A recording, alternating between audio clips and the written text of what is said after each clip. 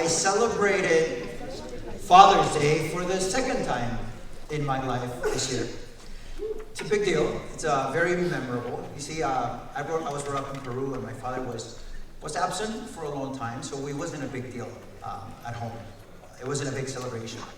But on my wife's side of the family, it's a big deal. We hang out with my father-in-law, my nephews, my brother-in-law. It's really memorable. It's a great experience. I love doing that with them.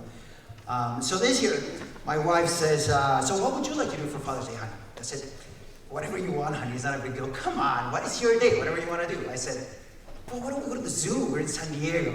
So, you know, the zoo is always nice. We take the kid, we do this, that, and this. Yeah, whatever you want. Or we can go to the beach. There's many beaches. Beautiful. The weather is always beautiful in San Diego. She's like, sure, whatever we do, let's make sure you block the morning, a few hours in the morning, because I have a surprise for her. Ooh, a surprise. I love surprises. Who doesn't like surprises? So I did it, and I blocked out Sunday morning. I wake up, my son is yelling, Daddy, Daddy. So I go to the living room, and then they are sitting on the couch. So I sit down with them, and she has this manila envelope. So she gave me the envelope, and I reach into the envelope. This is, by the way, the universal gesture for reaching inside a manila envelope. So I reach into the manila envelope, and I pull out a card. She makes her own cards. They're beautiful. You know, it had my son's palm print on it. It was really, really cute. So then I opened the card, and there's a membership to a gym.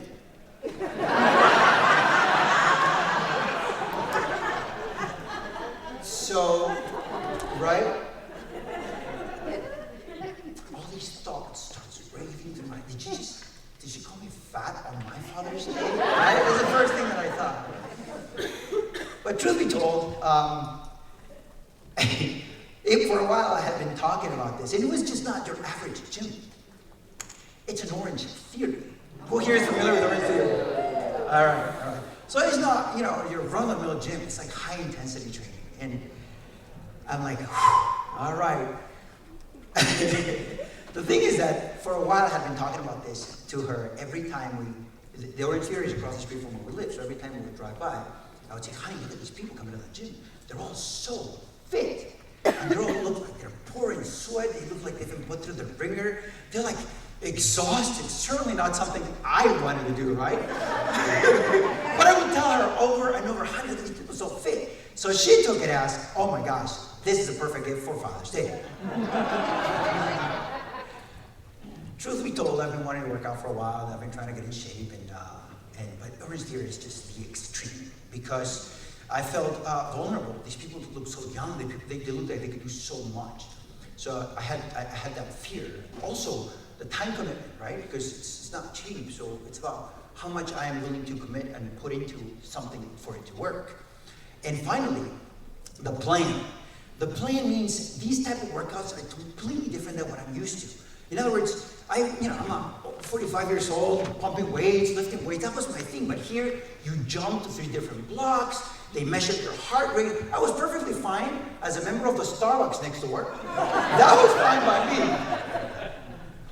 But these were my challenges, right? So here I have this beautiful gift. And I say, thank you, honey, so much. Did you like it? I do. Great, I signed you up for the next class. It's in an hour. Kid you not.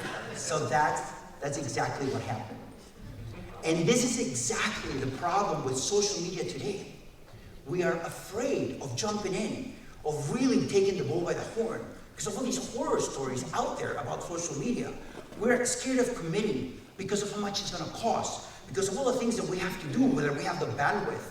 We can't just jump in. It becomes very, very challenging for us with the time that we have allotted. And more importantly, how do we do it? Where is there a plan that tells me, well, I'm going to have success? I could see that people at Orange Theory. I could see they would look great. That to me is results. But in social media, it's difficult when you don't take that next step. The question now, let me be honest with you, this is a pivotal question. Why do top speakers use Facebook marketing to drive more revenue? This is Nate. Nate is the head coach at Orange Theory and is the first person I met. had to trust Nate. I almost passed out a couple of times. But 6 weeks later and 15 pounds later, he has been the reason why I overcame my fear, why I jumped in, and why I'm very happy with the decision I made by trying something new. Embrace social media, and remember, everything is marketing. Thank you.